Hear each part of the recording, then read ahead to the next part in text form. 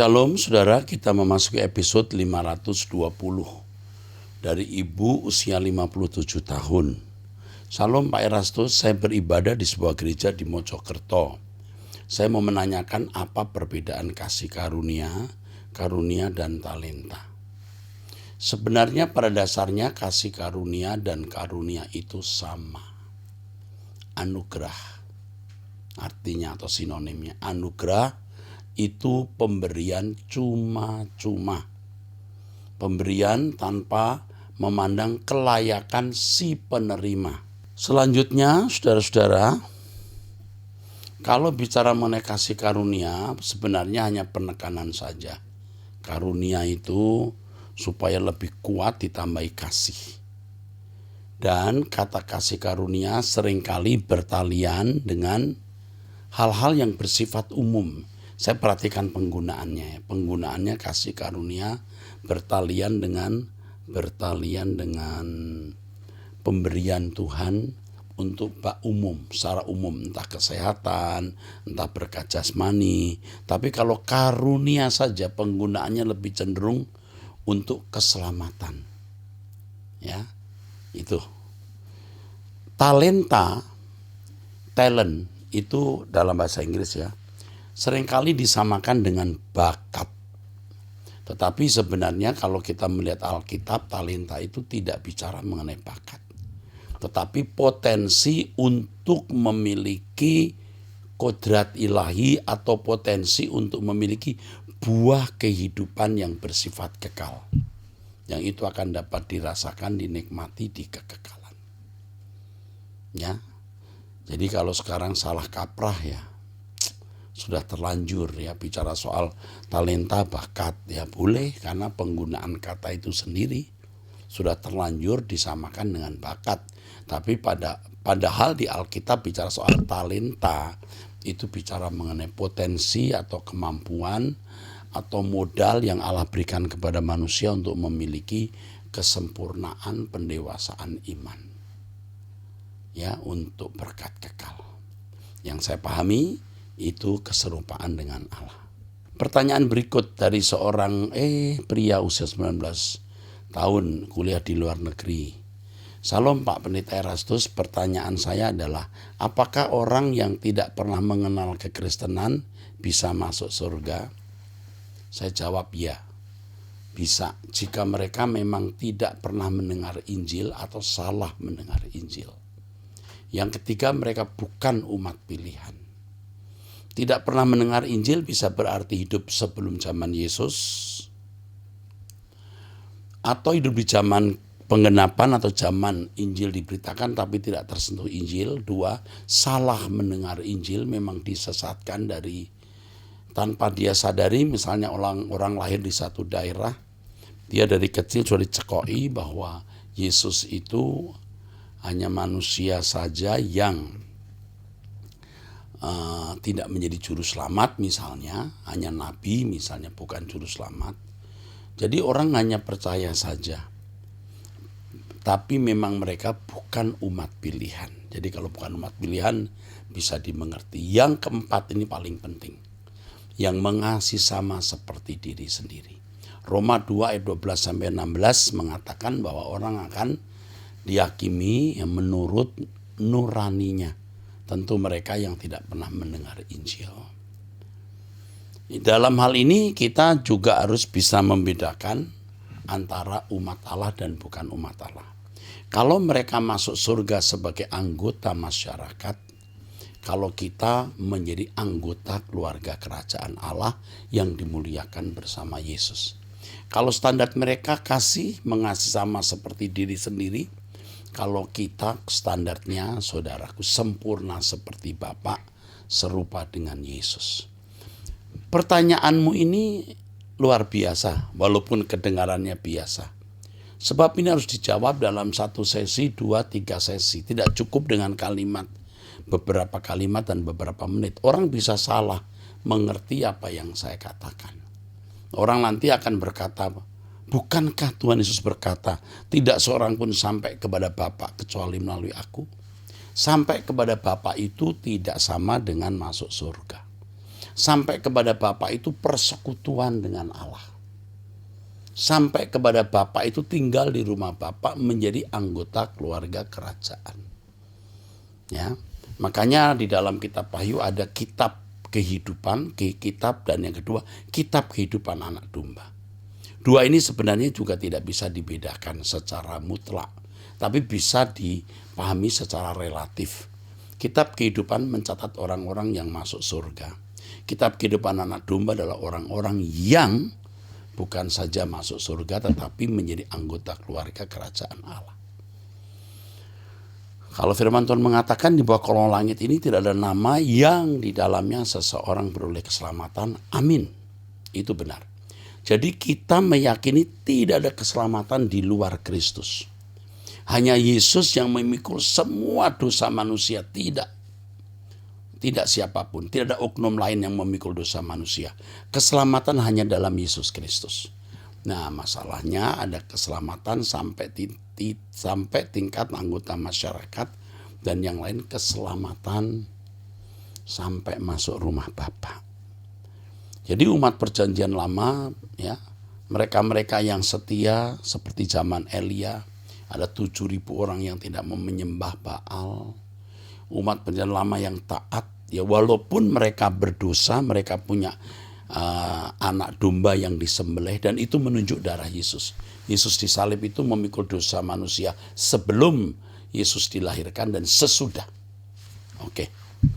Itu dulu jawaban saya, lalu ikuti terus khotbah-khotbah saya, dan saya akan menyinggung hal ini lebih lengkap. Sekali lagi pertanyaan ini mesti dijawab tidak hanya beberapa menit. Harus menjadi 2-3 sesi, ya. Jadi jangan mengatakan saya mengajarkan ada keselamatan di luar Kristus, tidak ada.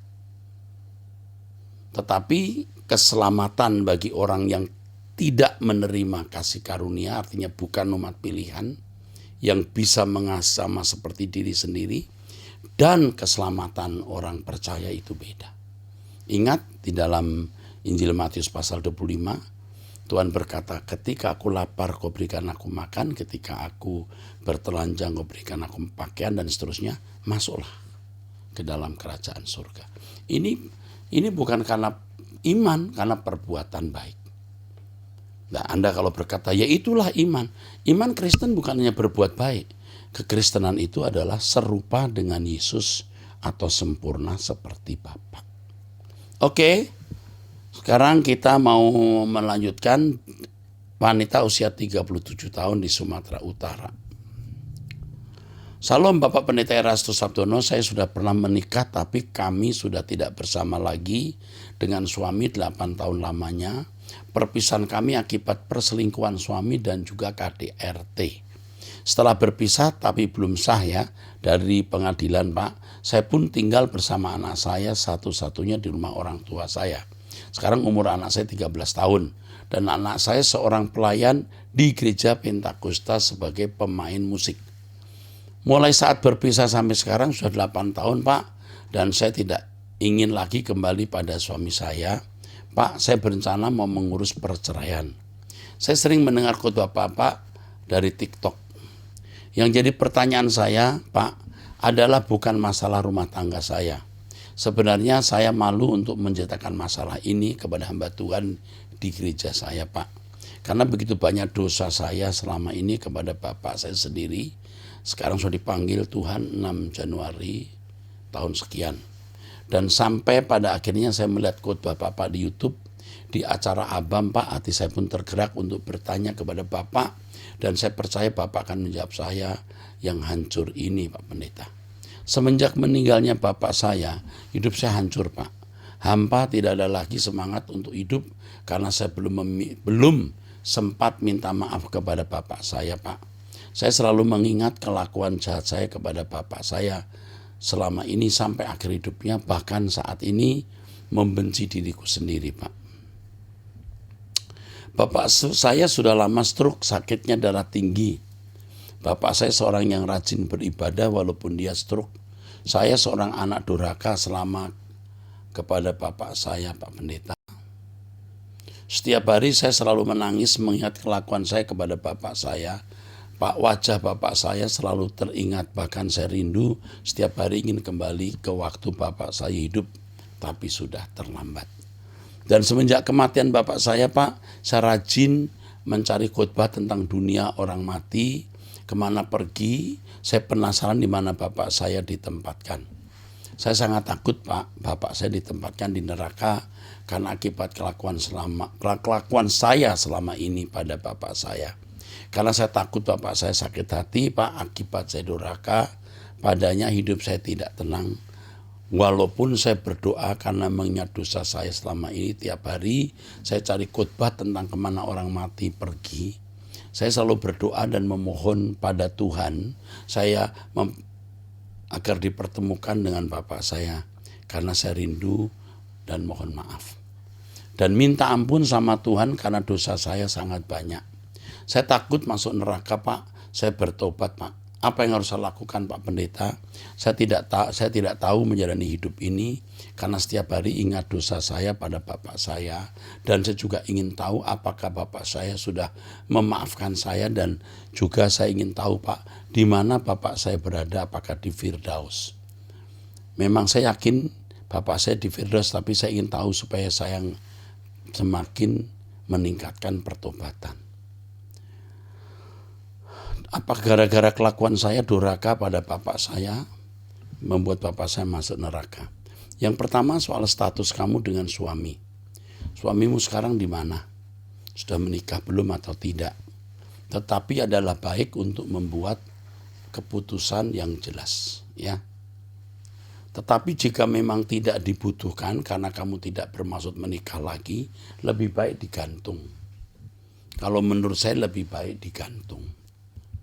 Nah, saya tidak bisa menjawab karena saya tidak tahu suamimu sudah menikah atau belum. Tetapi menurut saya, suamimu sebenarnya juga sudah memiliki kesibukan lain yang membuat ia tidak bisa berhidup bersama kamu. Coba kamu cari tahu dulu keadaan suamimu.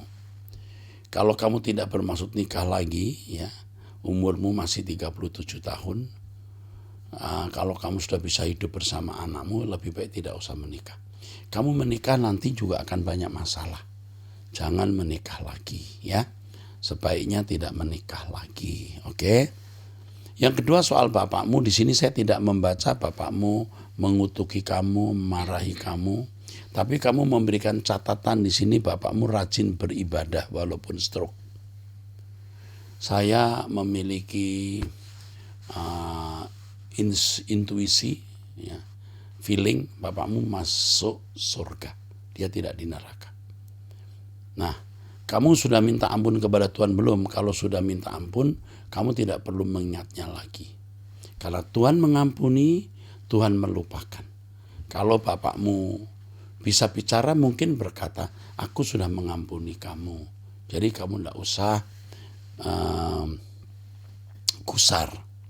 Jangan memberhalakan perasaan sampai kamu hilang fokus untuk kerja, untuk cari nafkah, untuk berdoa, ya.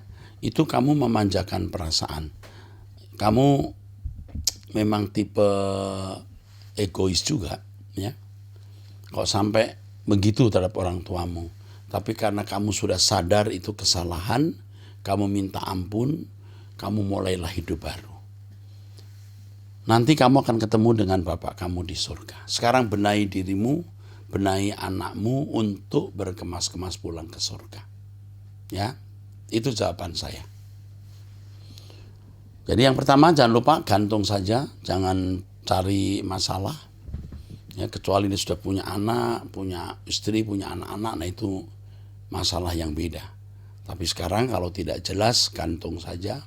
Fokus kepada pekerjaan, cari nafkah, lalu membesarkan anak. Lupakan bapakmu karena dia sudah senang bersama dengan Tuhan di Firdaus. Kamunya yang harus berusaha untuk hidup benar. Karakter kamu tidak baik. Kamu sadar kan dari apa yang kamu tulis, rubah itu. Dan merubah karakter itu tidak mudah. Berjuanglah. Ikuti Truth ID, doa bersama saya setiap hari, kamu nanti akan mendapatkan banyak pencerahan dan perubahan. Puji Tuhan. Pertanyaan berikut, Salam Om Eras, mama saya ingin bertanya. Mama saya usia 52 tahun dengan 2 orang anak dan 1 cucu. Mama saya sebagai ketua wanita di gereja dan papa saya sebagai ketua pria di gereja dan penatua juga. Pendeta kami tidak sejalan dengan pengajaran Om Eras, hanya muter-muter tentang perjanjian lama, mujizat, dan berkat jasmani, dan menitik beratkan pada perpuluhan terus. Tidak pernah membawa jemaat pada persiapan langit baru dan bumi baru. Semakin lama kami semakin tidak cocok karena awalnya kami sekeluarga berusaha membawa terang di gereja kami, namun selalu ditentang. Karena mereka menganggap mama saya sesat karena mengikuti pengajaran Om Eras. Jadi setiap keputusan sebagai ketua wanita selalu menimbulkan pertentangan, padahal sebagai contoh mama saya ingin mengadakan berbagi kasih dan sesama jemaat. Langsung ditentang, selalu dianggap salah, baik oleh pendeta maupun orang terdekat gembala kami. Apakah kami harus pindah ke GSKI saja ya Om? Karena terus terang pengajarannya tidak ada yang mendidik sama sekali. Setiap minggu selalu ditakut-takuti saja dalam khotbahnya. Mama saya sudah berusaha bertahan 17 tahun, namun langkah mama saya untuk memberitakan kebenaran selalu dibatasi dan ketika membahas firman, maknanya selalu dibelokkan sama pendeta saya kepada pengajaran berkat. Mohon saran dari Om Eras, apakah baiknya yang harus kami lakukan? Karena kami juga keluarga besar, ada sepupu saya yang remaja, sekolah minggu, kaum muda, dewasa muda, semuanya tidak terbimbing dengan baik. Padahal kami sekeluarga pelayanan di gereja. Suami saya sebagai drummer inti, sepupu saya sebagai tamborin dan singer, adik saya banner, saya dan suami sebagai koordinator kaum muda. Mama saya juga sebagai WL, singer, ketua wanita. Takutnya semakin lama waktu semakin habis. Nah ini masalahnya. Saya udah kepikir. Saya tadi sempat melihat usianya. Saya sempat melihat ulang usianya. Semakin lama waktu semakin habis. Dan sepupu saya tergarami oleh pengajaran dari dunia. Jika kami keluar dari gereja dan pindah ke GSKI, apakah langkah yang harus diambil? Berpamitan kepada gembala atau bagaimana ya Om Eras? Padahal awalnya mama saya dikenalkan oleh pengajaran Om Eras, oleh pendeta saya 2015 waktu itu Om Eras ada seminar di kota kami. Judulnya Musafir, tetapi pendeta saya malah menganggap Om Eras sesat. Kalau sudah tingkat ini, ya saya tidak selalu menjawab sama. Biasanya saya berkata bertahanlah, berkatilah gereja itu. Tapi kalau sudah begini, kamu harus pindah. Pindah di gereja di mana kebenaran diajarkan. Saya prihatin ya lihat banyak pendeta model begini nih. Prihatin ya. Yang diomongin berkat terus. Nggak ngerti saya. Tidak mengajak jemaat berkemas-kemas. Kalau saya meneropong dan intuisi saya mengatakan pendetamu sudah tidak bisa berubah lagi. Jadi lebih baik kamu pindah. Ya, saya tidak suruh kamu ke GSKI, gereja mana saja yang kamu bertumbuh di dalam iman. Ya, jika butuh bantuan nanti kami akan membantu. Yang penting, saudara ya sekeluarga tetap mengikuti Truth ID doa pagi bersama saya jam 5. Pasti bertumbuh. Dengan cara itu kita berkemas-kemas ke surga. Ya. Oke, saya teruskan. Dari pria usia 29 tahun, ya, single. Salam Om Eras, ini ID-nya tidak disebutkan. Anak, pekerjaan, tidak saya sebutkan. Salam Om Eras, saya ingin bertanya terkait jodoh Om. Khotbah Om Eras selalu mengingatkan saya bahwa hubungan saya dengan Tuhan itu adalah yang utama. Dapat jodoh atau tidak itu tidak penting. Oh, oke. Ini masih single, maaf ya. Ada beberapa saudara. Tapi pada kenyataannya ini menjadi kekhawatiran saya karena saya satu-satunya anak laki-laki di keluarga. Papa saya sudah meninggal sejak saya umur 7 tahun. Jadi saya merasa terbebani untuk meneruskan garis keluarga. Sejak papa meninggal, penghasilan keluarga bergantung dari saudara-saudara dari papa dan saudara-saudara dari mama. Bersyukur saya bisa dikuliahi sampai S1 oleh saudara-saudara saya, dan sekarang keuangan keluarga saya bisa saya tanggung semua, termasuk biaya adik yang masih kuliah. Ya. Tetapi hal ini pula menjadi salah satu kekhawatiran saya ketika mencari pasangan Saya merasa ragu dengan penghasilan yang saya miliki, apakah bisa menafkahi pasangan dan keluarga saya nantinya. Bahkan untuk mencari pacar pun saya jadi ragu karena takutnya hanya dimanfaatkan saja dan keluarga saya menjadi korban. Apa ketakutan seperti ini wajar ya ini pertimbangan. Tidak salah punya pertimbangan seperti itu. Kamu menikah juga belum tentu tidak bisa menafkahi keluarga.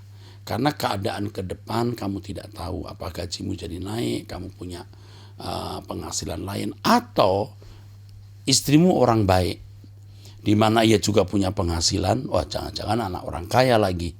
Justru itu bisa mendongkrak ekonomimu. Tetapi yang penting begini, menikah atau tidak menikah semua harus dalam tuntunan Tuhan.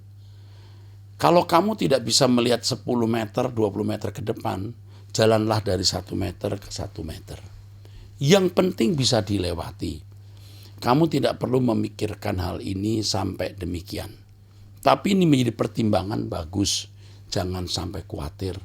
Tuhan terlalu besar. Tuhan terlalu besar. Itu bukan masalah sama sekali. Faktanya, papamu meninggal, kamu punya keluarga, tidak bisa cari nafkah, harus ditopang oleh keluarga lain, saudara papa mama, masih hidup dan bisa dilewati. Sekarang kamu bekerja. Nanti saudara-saudaramu juga bisa bekerja. Pasti bisa dilewati. Soal jodoh, kembalikan ke Tuhan. Kamu menikah belum tentu membuat kamu bisa menelantarkan keluarga, bisa malah lebih maju. Nah, tinggal siapa pasanganmu. Oke. Yang kedua, karena profesi saya di bidang IT dan dari SMK, saya sudah terjun ke dunia IT. Saya menjadi pribadi yang cenderung susah bersosialisasi. Bahkan pas dulu zaman masih sekolah, saya pernah pacaran, itu perempuan duluan yang memulai untuk berbicara dengan saya. Dan saya dulu salah memilih pacar.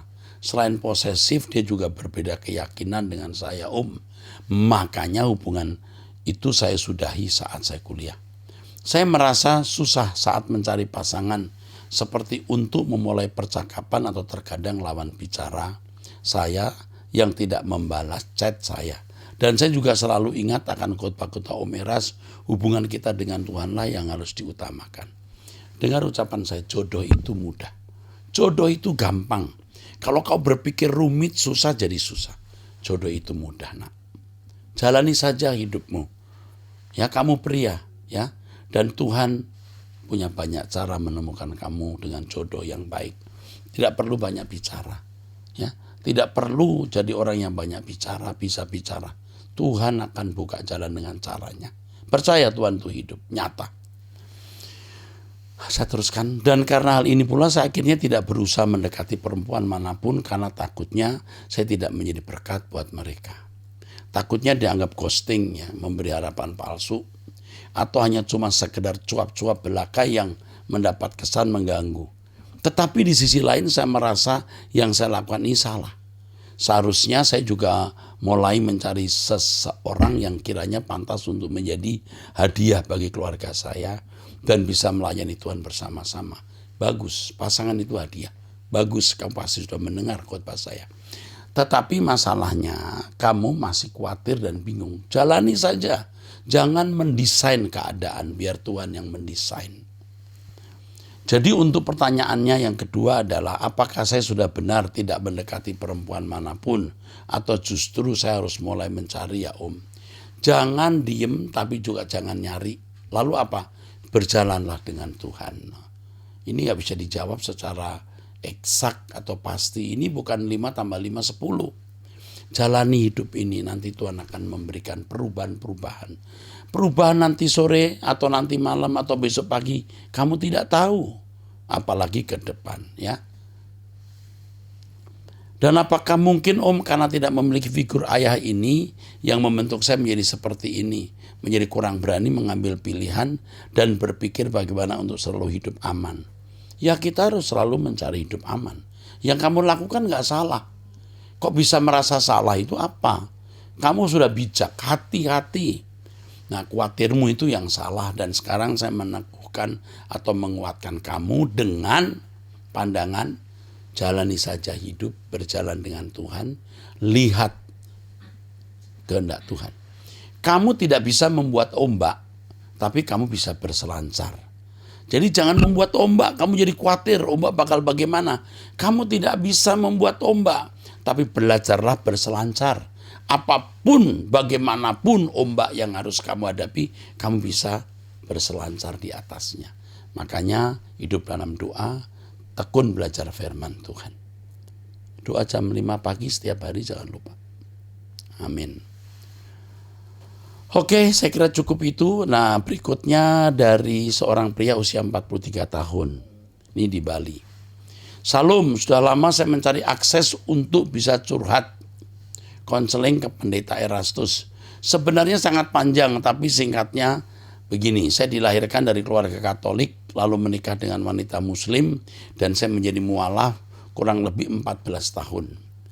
Tahun 2016 karena suatu hal, saya harus pergi dari rumah di Jawa Timur, meninggalkan istri dan anak satu perempuan menuju Bali. Sejak itu saya ditolong dan tinggal di gereja kecil, lalu dibaptis ulang secara selam. Dari tahun 2016 ke 2023 tahun ini ya, Tuhan pelihara saya dengan sangat baik, meski saya lari hanya modal KTP saja, tapi kepercayaan dalam bentuk pekerjaan selalu ada.